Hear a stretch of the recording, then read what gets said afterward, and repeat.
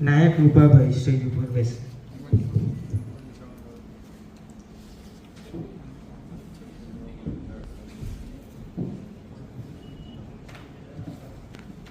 મુખ્ય મહેમાન શ્રી રંજનબેનનું સ્વાગત કરશે બરથાબેન પટેલ.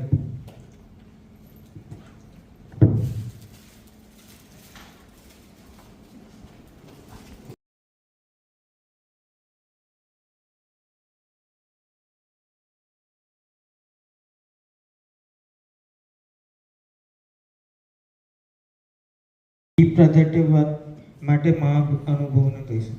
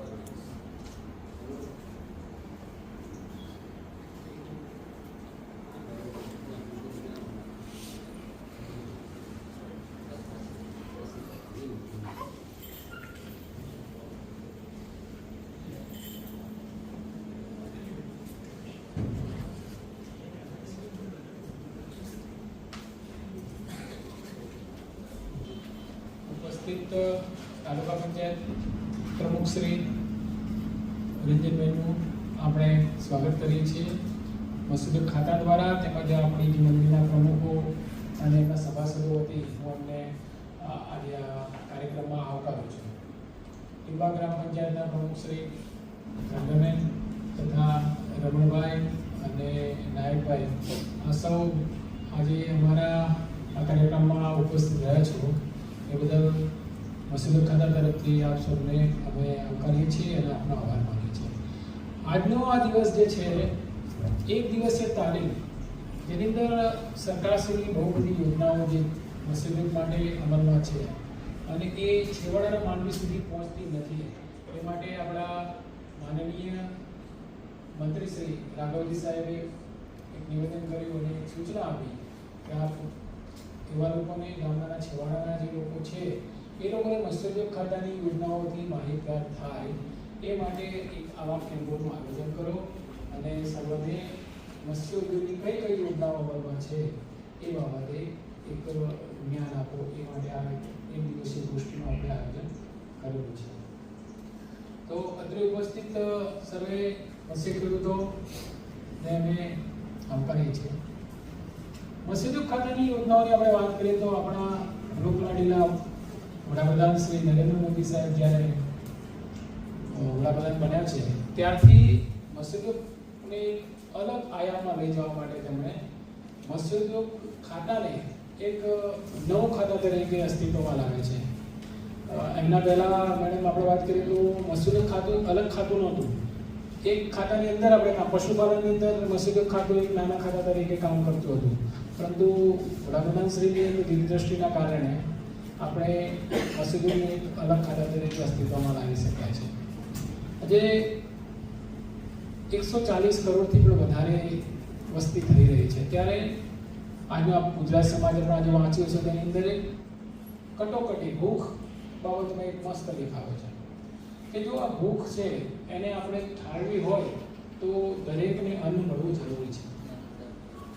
પૃથ્વી પર આપણે જાણીએ છીએ 70% જેટલું પાણી છે અને એ પાણીનો ઉપયોગ આપણે જો સદુપયોગ કરીએ તો દરેકને આપણે પોષણક્ષમ ખોરાક પૂરો પાડી શકીએ છીએ. કારણ કે પ્રોટીન માછલીમાં બહુ ખૂબ છે, તો એ પ્રોટીનનો ખોરાક દરેકની થાળી સુધી પહોંચે, જે લોકો ખાય છે એ લોકોની વાત છે, તો એ લોકોને એક પ્રોટીન મળશે, પ્રોટીન સભર ખોરાક મળશે, સાથે સાથે એમને પોતાને એક રોજગારી મળશે. ચીનમાં એક કહેવત છે કે કોઈને આપણે માછલી ખવડાવીએ તો એક દિવસ જીવી જાય, પણ એને માછલી મારતા શીખવાડી દઈએ ને તો આખી જિંદગી જીવી જાય. આ બધા જે માછીમારો આપણા મિત્રો બેઠા છે, મંડળીના છે, અને એ લોકો પાનમ જળાશયની અંદર માછલી મારવાનો વ્યવસાય કરતા હોય છે. તો એ માછલી આપણી પાસે ગોધરાની અને પંચમહાલ જિલ્લાની વાત કરીએ તો પાનમ, દીવ, કડા, કરડ જેવા મોટા મોટા જળાશયો આપણી પાસે આવેલા છે, અને નાના નાના ગામ તળાવ પણ આવેલા છે. આજના આ સ્ટેજ ઉપરથી માનનીય પ્રમુખશ્રીને આપણે વિનંતી કરીશું કે જે તાલુકાના આપણા જે પંચાયત સ્તરના જે તળાવો છે, પંચાયત સ્તરના તળાવ, તો એવા તળાવો મસોદત માટે આવરી લેવામાં આવે તો સ્થાનિક કક્ષાએ આપણે રોજગારી પૂરી પાડી શકીશું, તેમજ પોષણક્ષમ આહાર પણ આપણે લોકોને પૂરો પાડી શકીશું. માન્ય પ્રમુખશ્રીનું કહેવાતા આનંદ અને અનુભવું છું કે આપણી પાસે 15/7/2003થી ગામ તળાવ ઇજારા નીતિ અમલમાં છે.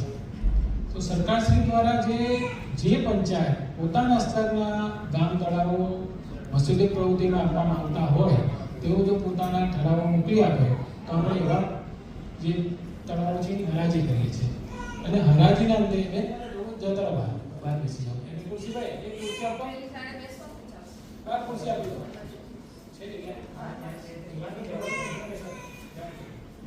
મસૂદતમાં આપણે આપતા નથી.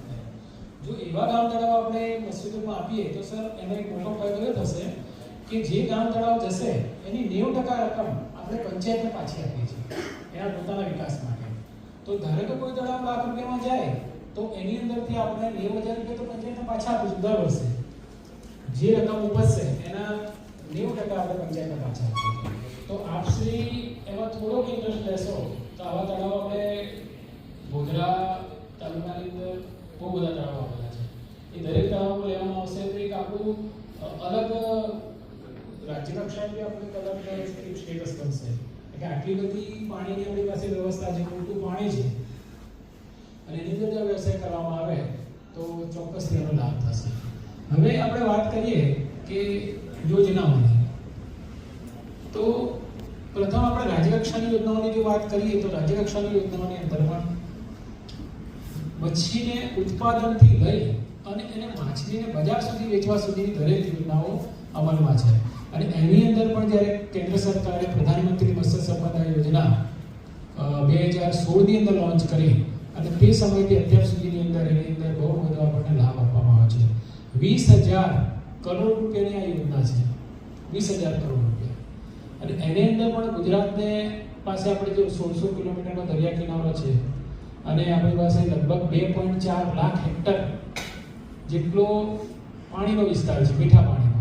તો આ બધા વિસ્તારની અંદર મત્સ્યોદ્યોગ માટે એક અલગથી આપણને ફંડ ફાળવવામાં આવે છે. અને અત્યારે મેડમ આપણે એક વાત કહું કે જે ટ્રાઇબલ યોજના છે એની અંદર બી એક યોજના આવી છે, ધરતી આબા જનજાતીય ગ્રામીણ ઉત્કર્ષ અભિયાન, એટલે કે ડાસ ગુવા નામની જે યોજના છે એ અમલમાં છે. એની અંદર 90% જેટલી સબસિડી આપવામાં આવતી હોય છે. તો પ્રધાનમંત્રી મત્સ્ય સંપદા યોજનાની આપણે વાત કરીએ તો કોઈ વ્યક્તિ પોતાના તળાવની અંદર એટલે પોતાની જમીનની અંદર તળાવ બનાવવાનું હોય તો 7 લાખ પ્રતિ હેક્ટર નો ખર્ચની સામે આપણે એને 60% સબસિડી અનુસૂચિત જાતિ, જનજાતિ અને મહિલાઓને મળતી હોય છે. તો એમાં 60% સબસિડી લઈને એને લાભ મળતો હોય છે. હવે એ જે તળાવ બનાવેલું એના પછી એની અંદર જે બિયારણ નાખવા માંગે, બિયારણ, ખોરાક અને એની દવા, તો એની અંદર બી એને 1.5 લાખ રૂપિયાની મર્યાદામાં 60% સબસિડી એટલે કે 90,000 રૂપિયા એ આપવામાં આવતા હોય છે. અને તેથી થોડા આગળ જઈએ તો ભાઈ આપણે પોતાની હેચરી બનાવી છે. આપણે બધા બચ્ચા લાવતા હોઈએ છીએ બહારથી. પ્રમુખશ્રીને આપણે કહીએ કે જ્યારે ચોમાસાની સિઝન હોય તો એ સમયમાં આપણે બચ્ચાનું ઉત્પાદન થતું હોય છે. આગળ બેસો દેવેન્દ્રભાઈ.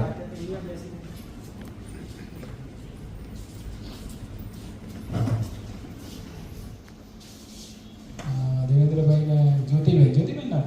હા, આપણે નવા તળાવ બન્યા છે. 2 હેક્ટરમાં પોતાની જમીનની અંદર 2 હેક્ટર તળાવ બનાવે છે. તો આપને બી અમે આવકારીએ છીએ. તો એ રીતે આપણે જ્યારે અત્યારે ચોમાસાની સિઝન હોય અને આપણે પોતાની હેચરી બનાવી હોય હેચરીનું પાછળનું કારણ એ છે કે મેડમ જ્યારે શરૂઆતમાં વર્ષો પહેલાં આપણી પાસે કોઈ એવી ટેકનોલોજી નહોતી ત્યારે આપણે નદીની અંદરથી બચ્ચાને કલેક્ટ કરતા હતા. ઝાડ નાખી નાના નાના ઝાડ નાખીને આપણે એમાંથી બચ્ચા લાવતા અને બચ્ચા પછી આપણે ઉછેર કરતા હતા. તો ત્યારે એવું થતું હતું કે જે બચ્ચા હોય એ બચ્ચા જંગલી બી આવી જતા હતા. એટલે આપણે એને જંગલી હોય એને મોટા કરી રાખીએ અને પછી ત્યારે ખબર પડે આપણને કે આ તો જંગલી બચ્ચા છે. તો એ બધી બચ્ચાને પ્રોબ્લેમ ના થાય એટલા માટે આપણે આપણા વૈજ્ઞાનિકો જે છે central institute of fresh water aquaculture જે સેન્ટ્રલની સંસ્થાઓ છે એ લોકોએ સઘન પ્રયત્નો કરી અને નવી ટેકનોલોજી વિકસાવી છે, જેની અંદર નર અને માદા હોય એને ઇન્જેક્શન મારવામાં આવે અને પછી એક ટાંકામાં મૂકી દેવામાં આવે અને એ ટાંકાનું પાણી જે ફરતું હોય અને ઉપરથી વરસાદ થતો હોય એ રીતના ફુવારા મૂકેલા હોય. ભાઈ બધા પોતપોતાના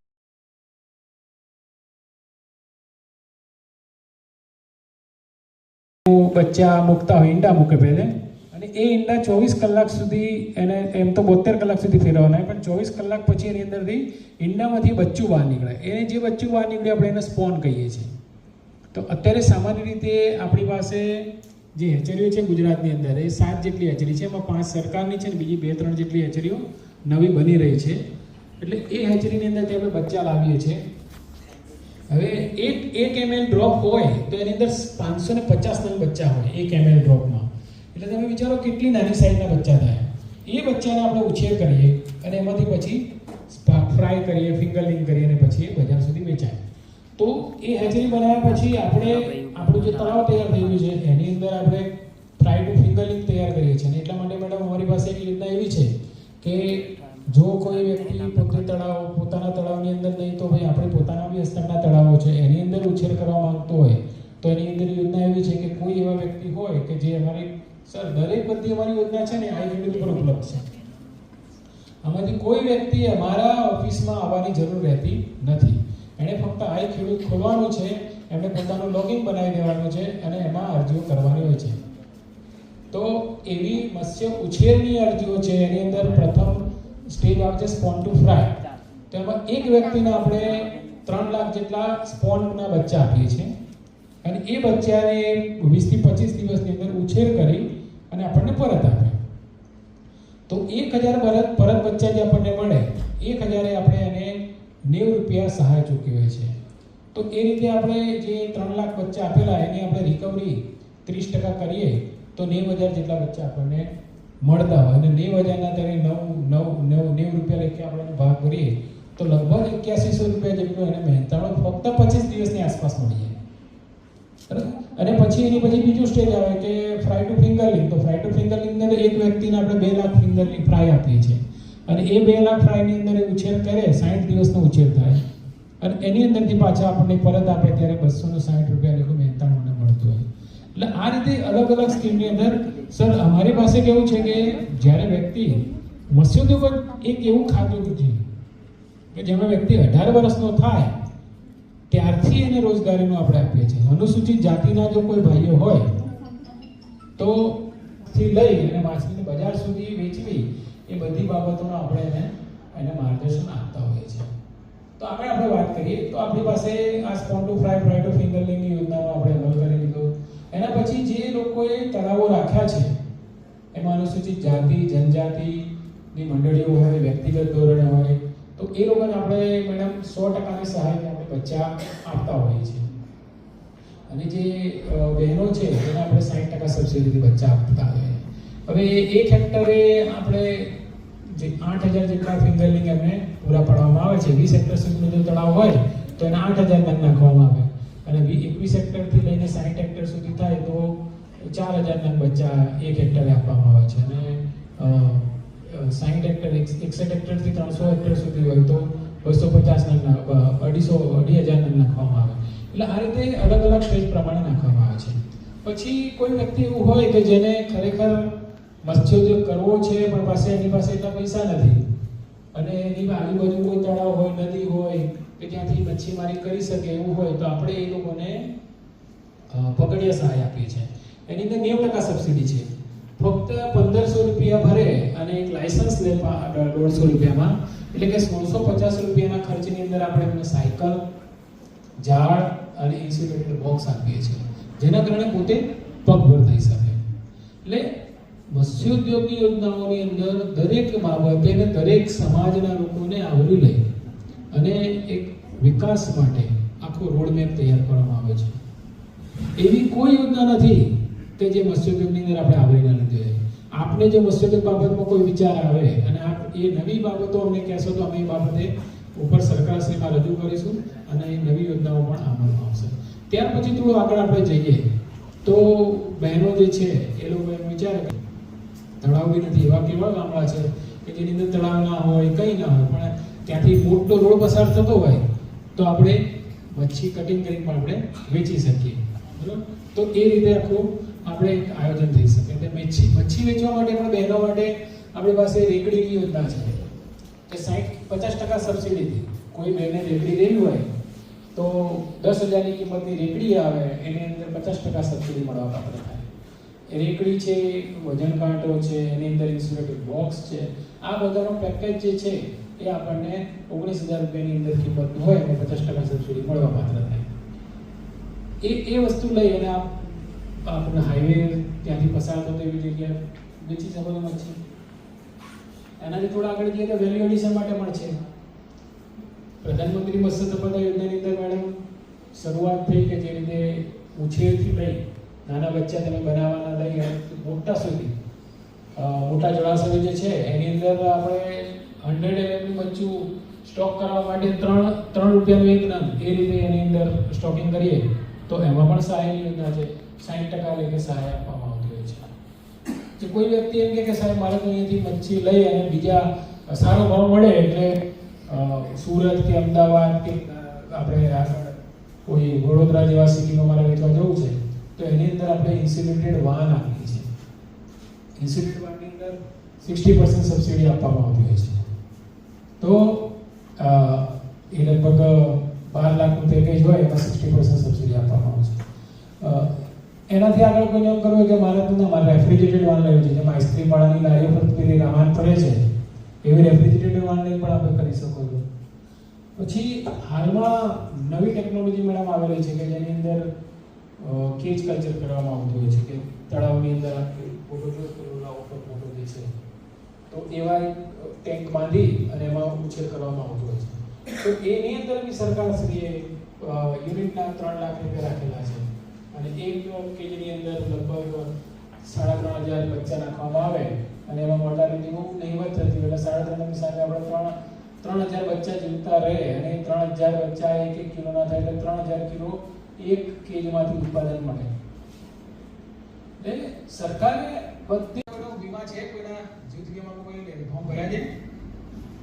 પ્રમુખશ્રી આપણે મંત્રીના પ્રમુખને આપણે વિનંતી કરીશું કે તમારા બધાના છે ને જે નોમિનીઝ હોય, તમારા મેરેજ થઈ ગયો તો તમારા પત્ની અથવા તમારા બાળકો જે બી નોમિનીઝ હોય એ લોકોના નોમિનીઝના આધાર કાર્ડ અને તમારું પોતાનું આધાર કાર્ડ અને મંડળીનું લેટર પેડ પર બધાનું લખી અને તમે અહીંયા રજૂ કરશો. કેમ કે મફતમાં આપણે પ્રીમિયમ બી સરકાર ભરે છે. 10 રૂપિયાનું પ્રીમિયમ છે એમાં 6 રૂપિયા કેન્દ્ર સરકાર અને 4 રૂપિયા આપણે રાજ્ય સરકાર દ્વારા ભરવામાં આવતું હોય છે. 100% તમારે 1 રૂપિયો ભરવાનો નથી અને તમે કંઈક ફિશિંગ કરવા જાઓ અને ન કરનારાયણને તમને થાય તો 2 લાખ રૂપિયા જેટલું આપણે મળતું હોય છે. 2 લાખની કિંમત તમારા માટે કંઈ નહીં પણ તમારા ગયા પછી તમારા ફેમિલીને 2 લાખ રૂપિયા બહુ મહત્વના છે. એટલે આપણે મફતમાં છે, કશું પૈસા આપવાના નથી. અત્યારે એનએફડીપીનું રજીસ્ટ્રેશન ચાલી રહ્યું છે. એનએફડીપીની અંદર પણ બધી યોજનાઓનો અમલ છે. એમાં એક ઓથેન્ટિકેશન એવું થઈ જાય કે આપ જ્યારે રજીસ્ટ્રેશન કરી લો એટલે પહેલી જ વસ્તુ સાબિત થઈ જાય કે આપ માછીમાર છો. જ્યારે કોરોના જેવો સમય આવ્યો એ સમયમાં અમારા મેડમ કેટલા લોકોની ફરિયાદ હતી કે અમને મારી મચ્છીનો ખોરાક નાખવા માટે પોલીસ જવા નથી દેતી. બરાબર? કે તળાવ અલગ જગ્યાએ હોય, પોતે અલગ રહેતો હોય, ત્યારે લોકડાઉન હતું તો એવા સમયની અંદર જેની પાસે બાયોમેટ્રિક કાર્ડ કે એવું કંઈક હતું તો એને પોલીસ દ્વારા આપણે સ્પેશિયલ સેન્ટરમાંથી સર્ક્યુલર બહાર પાડવામાં આવ્યો હતો અને પોલીસ દ્વારા એમને જવા દેવામાં આવતો હતો, મુક્તિ આપવામાં આવી.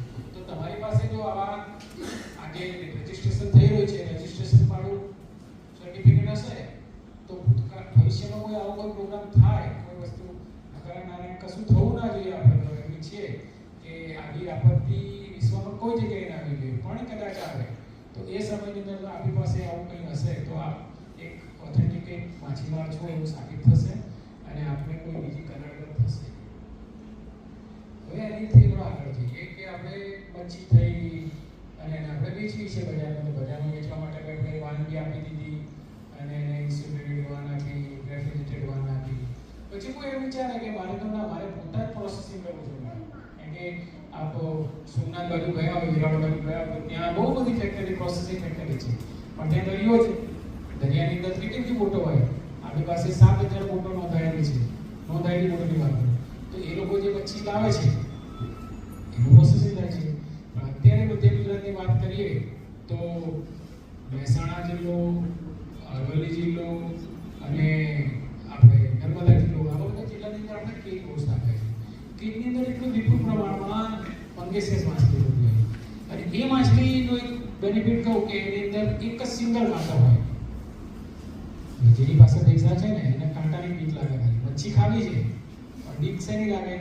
કાંટાની. કે ખાઈશું અને કાંટો માટો ફસાઈ જશે તો ડૉક્ટર જોડે જવાની શરમ આવે બધા. તો આપણે એવી વસ્તુ બનાવીને આપીએ છીએ કે જેની અંદર ફિલેટ કહેવાય, કે ઉપરની સ્કિન નીકળી જાય, માથું, હેડ, ટેલ બધું કાઢી લઈએ અને ઉપરની ચામડી નીકળી જાય અને વચ્ચેનું આખું જે બેકબોન છે એ નીકાળી દેવામાં આવે. એટલે એકદમ મસ્ત આપણે પેલું તાળપડી ખાતે ને, તાળપડી ખાધી છે ને બધા, અથવા તો નાળિયેર, મસ્ત ઓછું નાળિયેર હોય એ ટાઈપનું એક આખું મચ્છીનો ટુકડો તૈયાર થઈ જાય, એને ફિલેટિંગ કહેવાય. તો એવી ફિલેટને બી આપણે ઇન્ડિવિજ્યુઅલ રેપ કરી, એટલે કે એક એકને ફ્રીઝ કરી અને આપણે માર્કેટ સુધી મોકલતા હોઈએ છીએ. અત્યારે કેટલી જગ્યાએ મહિલા જૂથો છે મેળા, બે માછલીના અથાણા, માછલીના પાપડ, આવું બધું બનાવીને મોકલે છે. એ તમને ખબર જ ને આપણા મેડમ, જેમ આપણે અડદના પાપડ ખાઈએ છીએ બરાબર, કે બીજા કોઈ પાપડ ખાઈએ છીએ, માછલીની કટલેસ, બટાકાની કટલેસ કરવા માટે માછલીની કટલેસ ખબર જ ને આપણે તમને. એટલે એમાં શું કરવામાં આવે છે કે માછલીનું જે હોય એના હેડલેસ ટેલલેસ કરી અને એનો જે માવો તૈયાર થાય, આપણે જેમ ઢોકળા બનાવીએ અને સ્ટીમથી કરીએ ને એ રીતે મચ્છીને આખી એવી રીતે સ્ટીમ કરી અને એની અંદરથી એનો માવો તૈયાર કરી દેવામાં આવે અને સ્વાદ અનુસાર આપણે મરચું મીઠું નાખી અને એનું રોલ તૈયાર કરી દેવામાં આવે. પછી કટલેસ બનાવતા આપણે શું કરીએ, ડાયરેક્ટ કટલેસને ફ્રાય ના કરી શકાય, એની પર ટોસ્ટનો ભૂકો લગાવવામાં આવે બરાબર. થોડો ટોસ્ટ ભૂકો લગાવી અને કરો, અથવા તો પછી ઈંડાની જલ્દી વાપરવાની હોય, ઈંડાની જલ્દી કરી અને એનો ટોસ્ટ લગાવી અને પછી આપણે એને ફ્રાય કરી દો, મસ્ત રીતે તૈયાર થઈ જાય.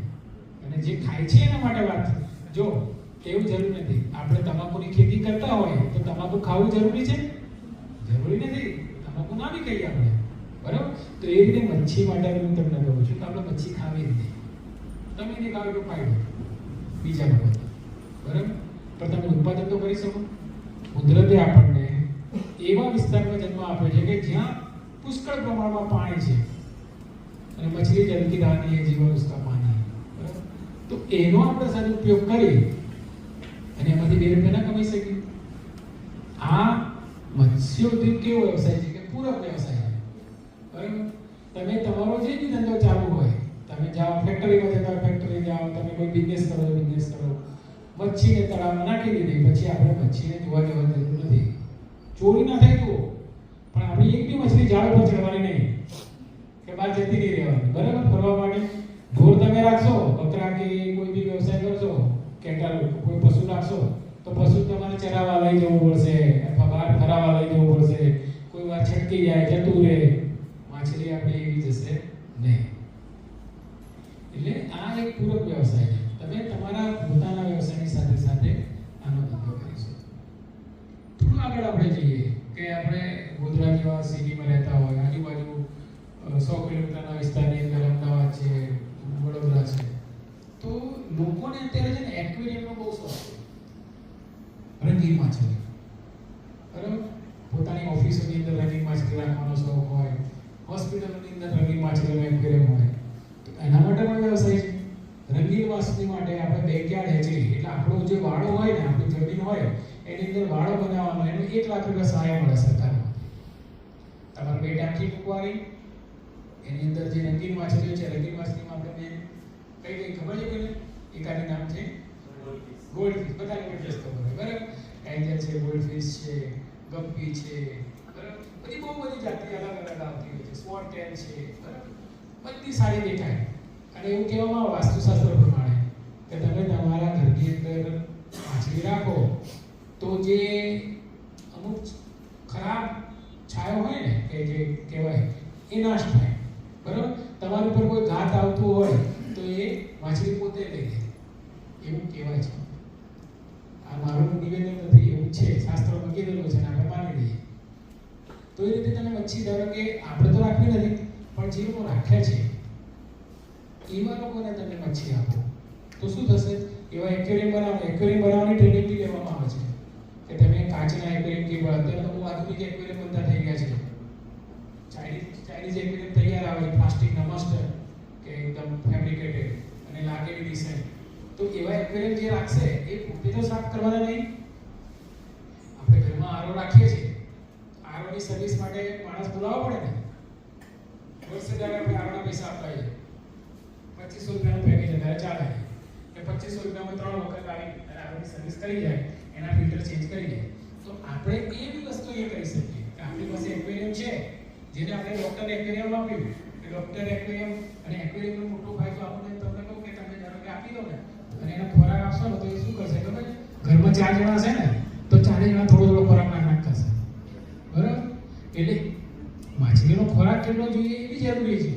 આજે ધારો કે નાનું બાળક હોય તો મોટું બાળક હોય, નાના બાળકને આપણે 5 રોટલી ખવડાવી દઈએ મારી તો શું થાય? ઉલટી કરે. અને નાનો મોટો છોકરો છે 18 વર્ષનો અને અડધી રોટલી આપી કે ના બેટા રાખી છે તો શું થાય? એ સુકાઈ જાય બચાવો, એનો વિકાસ જ ના થાય. તો માછલીમાં બી એવું છે કે તમે જે ખોરાક આપો છો એ તમને ખબર હોવી જોઈએ કે તમે કેટલો ખોરાક આપો.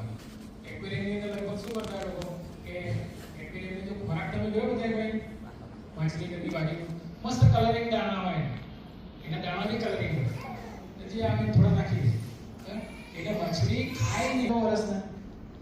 આવા તમારી પાસે 100 કસ્ટમર હોય થઈ ગયા તમારું રોજગારીનું પ્રશ્ન. અને ખાલી એક આખા વર્ષની અંદર તમારે 3-4 વર્ષ જવાનું છે. અને એનો બીજો ફાયદો કે એનું એક્વેરિયમમાં એનો એરેટર બગડી જશે અને એમ કહેશે કે સાહેબ આ ભાઈ આ મચ્છી તો બહુ જૂની થઈ ગઈ, મને બીજી મચ્છી જોઈએ છે, એ મચ્છી વેચશો તમે બરાબર. તો આ રીતે તમે બીજું કશું નહીં કરવાનું. અને એ જેમ મચ્છી ખાવાની મચ્છી તમે વેચો એ થોડું સુખ લાગે બરાબર.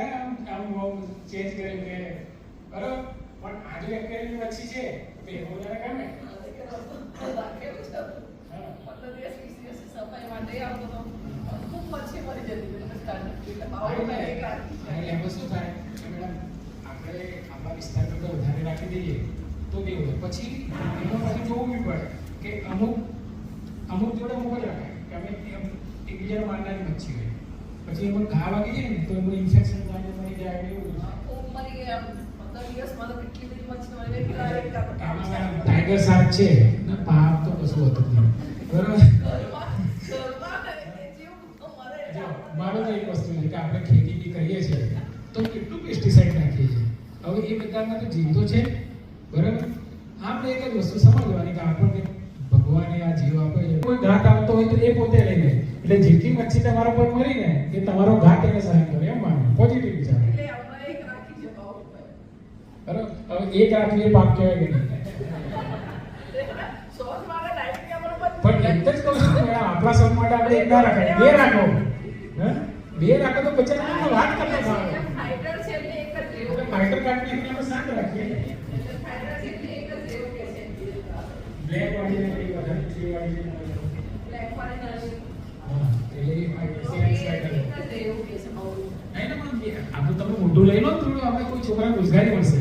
ગાડી કામ માં રાખી દીધું. એક ગાડી મેં કામ માં રાખી દીધું કે મારા પર તો રોજ સાફ મને કોઈ કામ તો કહેતો નથી. મેરે પૂરા ફોટો મોટું લઈ લો સારું લાગે ઓફિસમાં મૂકો. એટલે એ રીતે આપણે એ બી વ્યવસાય કરી શકીએ. પછી જેમ આપણે વાત કરીએ કે બેગો મોટી પોતાની રીતે આપણે સંગઠન ઉભું કરી અને એનું વેલ્યુ વસ્તુ બનાવી શકીએ.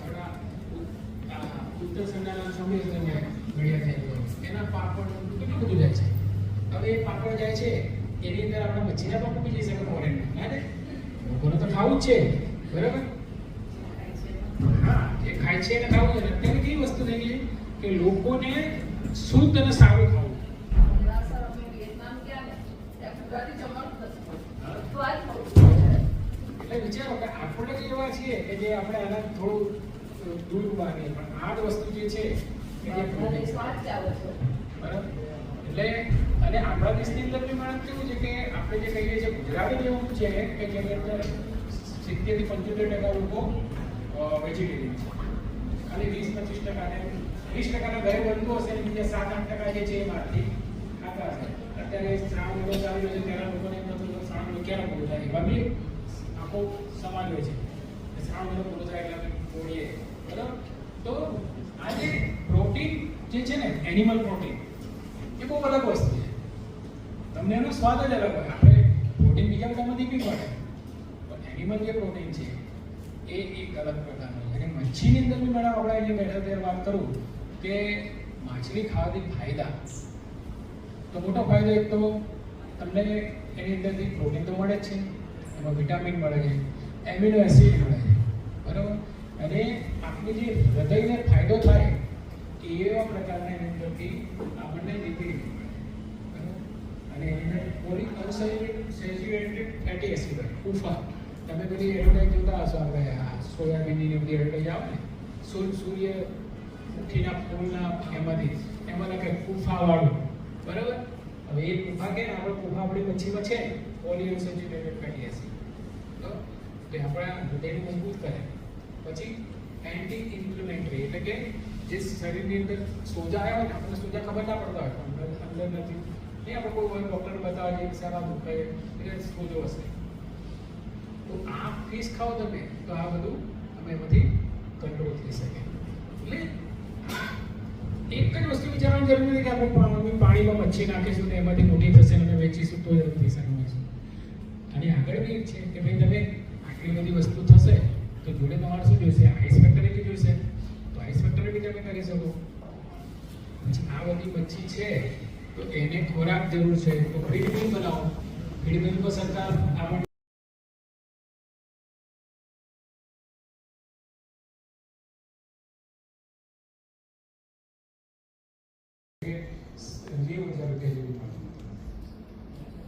ધીમે આપણે આ બધી યોજનાઓ છે અને એના માટે આપણે જ્યારે પૈસાની જરૂર પડતી હોય તો શું શરૂઆતમાં આપણે કોઈ સાહસ કરીએ નાનું તળાવ રાખ્યું તો પછી પૈસાની જરૂર પડે તો એના માટે બી આપણા વડાપ્રધાનશ્રીએ કિસાન ક્રેડિટ કાર્ડ જે સામાન્ય ખેડૂતોને કિસાન ક્રેડિટ કાર્ડ મળતું હતું 3 લાખ રૂપિયાની કે એની ધિરાણ મળતું હતું તો 2-3 લાખ રૂપિયાનું ધિરાણ અને એની અંદર 4% જેટલું જ વ્યાજ દર બરાબર આખા વર્ષનું 4%. તો એ માટે ફિશરીઝ કિસાન ક્રેડિટ કાર્ડ પણ એમને લાવ્યા સેન્ટ્રલ સરકારમાંથી આખું એક પોલિસી હતી અમે એમાં 1,60,000 સુધી આપણે કોઈ એની જરૂર ગેરંટીની જરૂર નહીં એટલે 1,60,000 સુધી તમારે કોઈની સહીની બી જરૂર નથી બાજુ બાજુવાળાને પૂછવાની બી જરૂર નથી તો 1,60,000 તમારી પાસે આવે તમે ધંધો કરી શકો સરસ રીતે એટલે જેના કેસીસીના ફોર્મ ભરેલા ના હોય એને કેસીસીના ફોર્મ ભરી દેવાના રજિસ્ટ્રેશન આમાં કરાયેલું છે એનએફડીપીમાં એનું રજિસ્ટ્રેશન જે આવે એ અને તમારું કેસીસીનું ફોર્મ તમારી જે બેંક હોય ત્યાં આપી દેવું કાં તો અમને એ જમા કરાવવાનું ઓફિસ એટલે તમને 10,000 રૂપિયાની જો કેસીસી એલોટ થાય ને તો દર વર્ષે તમે એ પૈસા ટાઈમસર ભરશો ને તો 10 ના 15 કરશે બીજા વર્ષે લોન 15 ના 60 થશે 20 થશે એટલે આગળ વધતા વધતા તમે 3 લાખ સુધી તમને સહાય મળશે એ બાજુ છે ને કે તમારા આખો માટે વાપરવાનું કોઈ પ્રોપર્ટી માટે વાપરી શકો એક વસ્તુ એ છે જૂથ વીમાની બાબતો છે અને એનએફડીપી રજિસ્ટ્રેશન આ બધી બાબતો તમારે સંપૂર્ણ ખૂબ રીતે ધ્યાન રાખવું ઓફરમાં બધું મળે બરાબર આપણે જીઓનું કાર્ડ લઈને અંદર 100 GB ડેટા વાપરવાનો મફત ગણાય એ તો વાપરીને આપણે ટાઈમ બી બગાડીએ અમારી ઓફિસને નિયમ છે કે અમારા ને ડીવી આવે ને નીચે આપી દે સામેથી બરાબર તમે મારી ચાપીઓ તો આવો તમને ખબર પડે કે તમારા શું પ્રોબ્લેમ છે જ્યાં સુધી આપણે સરકારને નહીં કહીએ કે અમારા પ્રોબ્લેમ છે ત્યાં સુધી સરકાર એનું નિવારણ નહીં લાવે બધા એમ જ થશે કે થશે એ રીતે આપણે જે ફિશરીઝ સાથે સંકળાયેલા છે, આપણે મચ્છીનો રોગ આવતો હોય, બધા બહુ બધા પ્રોબ્લેમ હોય, તો એવું તમે મને કહેશો કે આપણી પાસે સંસ્થાઓ બહુ બધી છે. સેન્ટ્રલની સંસ્થાઓ મત્સ્યોદ્યોગ માટે સખત પ્રયત્નશીલ છે. એટલે કે જે જમીનના પ્રશ્નો હોય એ લેબ સુધી જાય, એટલે લેન્ડ ટુ લેબ. આપણા પ્રશ્નો છે કે સાહેબ અમારા નીચે તો બહુ જમીનની અંદર તો પેલી છેવાડ થઈ જાય છે, તો એના માટે તમે જ્યારે રજૂ કરો અને છેવાડનો સેમ્પલ તમે મોકલો તો આપણા વૈજ્ઞાનિકો જે છે એની પર સંશોધન કરશે કે કેમ થાય, પછી એમાં આટલી એની દવા બનાવશે અને એ તમારી પાસે આવશે. એટલે લેબ ટુ લેન્ડ અને લેન્ડ ટુ લેન્ડ, બરાબર? આ બંને પ્રોજેક્ટો બધા ચાલતા હોય છે અને એવા સંશોધનોના આધારે એ લોકો તૈયાર કરે એની દવા તૈયાર કરે. એ દવા એને માન્યતા મળે એટલે પછી કોઈ સંસ્થા એ દવાનું પેટન્ટ લે અને પછી આપણે થઈને મળતું થતું હોય. મચ્છી બાબતમાં હું ચોક્કસ કહે કે જ્યાં સુધી તમે મચ્છીને નહીં ઓળખો, એ બોલશે, તમારી જોડે વાતો કરશે, બરાબર? તમારે એની ભાષા સમજવી પડશે, બરાબર? એટલે સાહેબ ભાષા કેવી સમજે થોડી બોલવાની. તમે રોજ જશો એની જોડે તો તમને એના ઈશારાથી ખબર પડશે. કોઈ સામાન્ય વસ્તુ એક વાત કરીએ કે ધારો કે આ બહેનો છે અને બહેનો પર જૂનું પડી જાય માથા તો શું કરે? બીજી બહેનને કંઈ જૂનું કરાવે, પણ કોઈ બહેન જ ના હોય અને આપણે બેનના હાથ બાંધી દીધા હોય. બેન બની ગયો ભયોનું કંઈ ભયોના બેનના હાથ બાંધી દીધા કે બેન પાસે ગયા સ્ત્રી સશક્તિકરણ નહીં મેડમ. એટલે ચાલો ભયના હાથ બાંધી દીધા હોય, જૂ પડી હોય તો શું કરે? એ કોઈ જગ્યાએ સ્ક્રેચ કરે ને પોતાની બોડીમાં, બરાબર? તો મચ્છીઓમાં પણ જૂ પડતી હોય. મચ્છીની જૂ છે એને આર્યુલસ કહેવાય. જેમ પેલા કૂતરા હોય એમાં ઇતેડી હોય છે, બરાબર? એની પર ચોંટતો હોય એટલે પેરાસાઇટ જે બહાર બીજાનું લોહી ચૂસે ને, બીજાનું લોહી ચૂસે એ પેરાસાઇટ. તો મછલીમાં બી એવું પેરાસાઇટ હોય કે જે એના જે ભીંગડા હોય એની અંદર પોતાનું ડંખ મારી રહે અને એને લોહી ચૂસે રાખે. એટલે તમે ગમે તેટલો ખોરાક ખવડાવો મચ્છી મોટી ના થાય, બરાબર? પણ મચ્છી આપણને કે જ્યારે આપણે ત્યાં ફરતા તળાવના કિનારે તો એ કોઈ પથ્થર જોડે સ્ક્રેચ થવાનો પ્રયત્ન કરે, એવું કરીને તમારે જોવું કે હા ભાઈ આના તકલીફ. તમે પોતે ખેતી કરતા હોય, કપાસ વાવી દીધું અને કપાસ વાવી તમે ખેતરમાં ના જાઓ તો તમને ખબર પડે કે અંદર જીવાતો આવી ગઈ કે તમે જશો એના ડોળાને અડશો, એના પાંદડાને અડશો તો તમને ખબર પડશે કે શું પરિસ્થિતિ છે. મચ્છીમાં પણ એવું છે કે તમે જાઓ તળાવની અંદર એની પ્રવૃત્તિ ચેક કરો કઈ રીતે છે, પછી એવું આપણે ખબર પડી કે હા બધાને જોવું પડેલી છે, પછી શું કરીશું આપણે? એક મચ્છીને કાઢીને આપણે બધું સાફ ના કરીએ તો બધામાં કાસ્તો ના મારી શકીએ તો કંઈક તો કરવું પડે ને. આટલી જે મચ્છી હોય તો એના પર આપણે કોઈ સાથે કાંચીના ખાટલા હોય એની પર સૂઈ ગયા ગાડું નાખ્યા હોય ના ઊંઘે કિનારા દિશા થઈ જાય તો એના માટે શું કરવાનું? તળાવની અંદર અમુક જગ્યાએ ઘાસ મારવાના અને એની પર કાંથી દેવી કાંથી પર લગાવશો એટલે જે મચ્છીને શું છે ત્યારે સ્ક્રેચ થશે, એટલે જેવું એની પર સ્ક્રેચ થશે એટલે કાંથીના કારણે પેલું જીવાત અંદરથી છટકી જશે અને પછી એની પર આપણે થોડી દવાનો છંટકાવ કરીશું તો જ્યાં ઘા છે ત્યાં કે એને કોનો માથ આપીશું એટલે એમાં એ રોગ આગળ વધશે નહીં અને જે પેલું જે જીવાત છે એ ધીમે ધીમે છૂટી પડી જશે અને એને લોહી નહીં મળે એટલે મરી જશે. આ એક સિમ્પલ દાખલો આપણો. એવા બહુ બધી મચ્છીની અંદર બહુ બધા રોગ થતા હોય એને બધાના આપણી પાસે એના ઇલાજ બી છે, પણ ત્યારે તમે અમને કહેશો તો ખબર પડે ને. હવે મોટા તળાવની અંદર આવા રોગ આવતા હોય છે અને જતા હોય. શિયાળો હોય, શિયાળા દરમિયાન છે ને મચ્છીનો સૌથી વધારે રોગ આવે કે શિયાળામાં એ ખોરાક ખાય નહીં. આપણે શિયાળામાં વધારે ખોરાક ખાઈએ, મચ્છી ઓછો ખાય કારણ કે મચ્છી જે કોલ્ડ બ્લડેડ પ્રાણી છે, બરાબર? એનું ઠંડુ આવવું પડે એટલે જ્યારે ઠંડીનો સમય હોય એટલે એ ખોરાક લેવાનું ઓછું કરી દે અને ઉપરનું વાતાવરણ થોડું ગરમ અને નીચે બેસી જાય એટલે ત્યારે એની અંદર રોગ વધારે આવતા હોય. તો એ રોગ આવતા ત્યારે આપણે શું કરવું જોઈએ? હવે સામાન્ય છે આપણે શીખવું.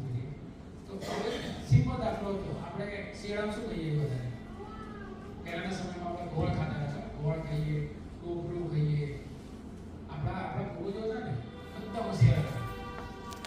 અત્યારે તમે કોઈ ઇન્સ્ટિટ્યૂટ જોશો તો બધામાં ઇન્સ્ટિટ્યૂટમાં તમે કોઈ રિસર્ચ સેન્ટર હશે તો રિસર્ચ લખેલું હશે. નવું હોય તો કેમ રિસર્ચ લખી? સર્ચ કેમ નહીં કરતા? બરાબર? કારણ કે પહેલાથી શોધાયેલું જ છે, બધી જ વસ્તુ શોધાયેલી છે.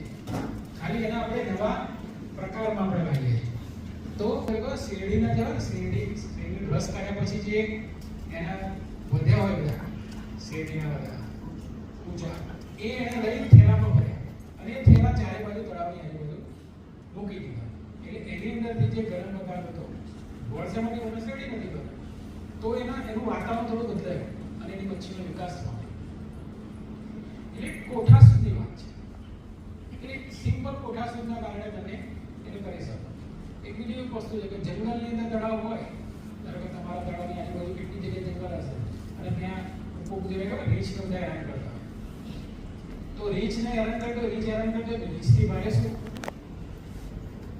રીંછ પણ આથી કરતો હોય કે ભાઈ વાઘથી કે સિંહથી તો એક માણસે શું કર્યું પ્રાણી સંગ્રહાલયમાંથી જે વાઘ હોય એની અધારને બધું લઈને આવ્યો અને એને તળાવની આજુબાજુ મૂકી દીધું એટલે રીંછને શું લાગે કે અહીંયા આટલાનો ભાગ હશે બરાબર તો આવી બધી નાની નાની બાબતો છે પણ બહુ મોટી બાબતો છે આપણને એમ થાય કે તો જોબ જેવું લાગે પણ આ રીતે તમે કરી શકો એટલે ડગલે ને પગલે આપણે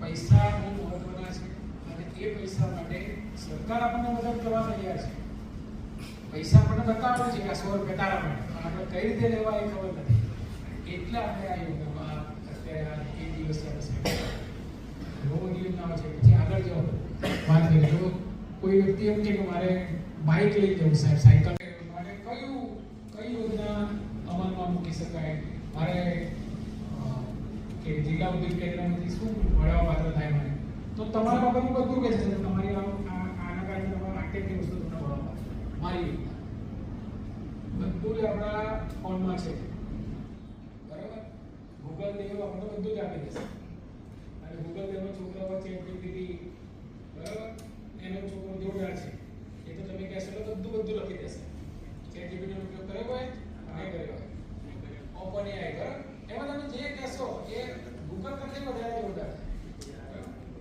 છે એટલે તમે જે બી માંગશો એનું બધું તમને મળી રહેશે ભણતર માટે બી ઉપયોગી છે નથી કે નહીં ઉપયોગી તો મારી યોજનાની અંદર બી તમે આ બધું લખશો તો મારી યોજનાની અંદર તમને જેટલી લાભ મળવા થાય એ બધાનો અંદર ઉલ્લેખ છે એટલે